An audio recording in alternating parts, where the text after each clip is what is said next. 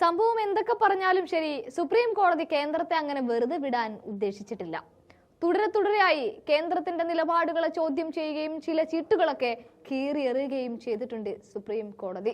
അവ ഓരോന്നെടുത്ത് നോക്കിയാൽ ആദ്യം തന്നെ എടുത്തു പറയേണ്ടുന്നത് ഇലക്ട്രൽ ബോണ്ടിലെ സുപ്രീം കോടതി വിധിയാണ്. ഈ ഇലക്ട്രൽ ബോണ്ടുകളുടെ വിശദാംശങ്ങൾ സമർപ്പിക്കാൻ ജൂൺ 30 വരെ സമയം നൽകണമെന്ന് SBIയുടെ ആവശ്യം തള്ളിയ സുപ്രീം കോടതി അടുത്ത ദിവസം തന്നെ രേഖകൾ കൈമാറണമെന്ന് താക്കീത് നൽകുകയും ചെയ്തു.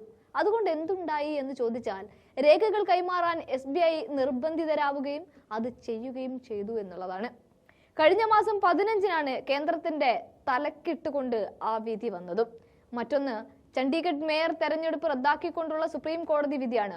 റിട്ടേണിംഗ് ഓഫീസറെ നിർത്തിപ്പൊരിച്ചുകൊണ്ടുള്ള സുപ്രീം കോടതിയുടെ രൂക്ഷ വിമർശനമൊക്കെ നമ്മൾ കണ്ടതുമാണ്. BJP വിജയിച്ചു എന്ന് പ്രഖ്യാപിച്ചിടത്ത് നിന്നാണ് മനഃപൂർവ്വം ബാലറ്റ് പേപ്പറുകൾ കുത്തിവരയ്ക്കുന്ന ക്യാമറ ദൃശ്യങ്ങൾ പതിഞ്ഞത്.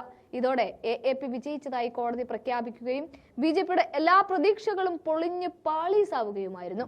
ഇനി അടുത്തത്, ബിൽക്കിസ് ബാനു കേസിലെ പ്രതികളെ കുറ്റവിമുക്തരാക്കിയ നടപടി റദ്ദാക്കിയതാണ്. ബിൽക്കിസ് ബാനു കേസിൽ 11 പ്രതികളെയും വിട്ടയച്ച ഗുജറാത്ത് സർക്കാരിന്റെ നടപടി സുപ്രീം കോടതി റദ്ദാക്കിയത് ജനുവരി 8-നായിരുന്നു. പ്രതികളെ വിട്ടയക്കാൻ ഗുജറാത്ത് സർക്കാരിന് അധികാരമില്ല എന്നാണ് സുപ്രീം കോടതി അന്ന് അവിടെ വ്യക്തമാക്കിയത്. 2 ആഴ്ചക്കകം മുഴുവൻ പ്രതികളോടും ജയിലിൽ കീഴടങ്ങാനും ഇതേ കോടതി ഉത്തരവിട്ടു. ഗുജറാത്ത് സർക്കാർ പ്രതികളെ വിട്ടയച്ചപ്പോൾ പൂമാലയിട്ട് വമ്പൻ സ്വീകരണങ്ങൾ നൽകിയവരായിരുന്നു BJP. പക്ഷേ സുപ്രീം കോടതി കുത്തിന് പിടിച്ചു എന്ന് തന്നെ പറയാം. തീർന്നില്ല. BJP ഇതര സംസ്ഥാനങ്ങളിലെ ഗവർണർമാർക്കെതിരായ വിധി. കേരളം, പഞ്ചാബ്, തമിഴ്നാട് സംസ്ഥാനങ്ങൾ ഗവർണർക്കെതിരെ സുപ്രീം കോടതിയെ സമീപിച്ച കേസുകളിലും ഗവർണർക്ക് പ്രതികൂലമായ വിധിയാണ് കോടതിയിൽ നിന്നുണ്ടായത്.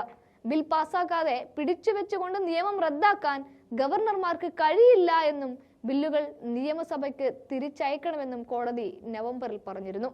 ഇതോടെ ആ കാര്യത്തിലും ഒരു തീരുമാനമായി. കേരളത്തിന്റെ കടമെടുപ്പ് പരിധിയിലായിരുന്നു ആ വിധി. കഴിഞ്ഞ ദിവസം സംസ്ഥാനത്തിന് അനുകൂലവും കേന്ദ്രത്തിന് തിരിച്ചടിയുമായി മറ്റൊരു വിധി കേരളത്തിന്റെ കടമെടുപ്പ് പരിധിയുമായി ബന്ധപ്പെട്ട് സുപ്രീം കോടതിയിൽ നിന്നും വന്നിരുന്നു. പ്രതിസന്ധിയിലുള്ള കേരളത്തിന് പ്രത്യേക പരിഗണന നൽകുന്നതിൽ എന്താണ് തടസ്സമെന്നാണ് കോടതി കേന്ദ്രത്തോട് ചോദിച്ചത്. ചുരുക്കം പറഞ്ഞാൽ, രാജ്യത്തെ ഹൈക്കോടതികളിൽ നിന്നും നിരാശപ്പെടുത്തുന്ന വിധി ഉണ്ടാകുമ്പോൾ സുപ്രീം കോടതിയിൽ നിന്ന് അടുത്ത കാലത്ത് തുടർച്ചയായി മോദി ഭരണകൂടം തിരിച്ചടി നേരിടുകയാണ്.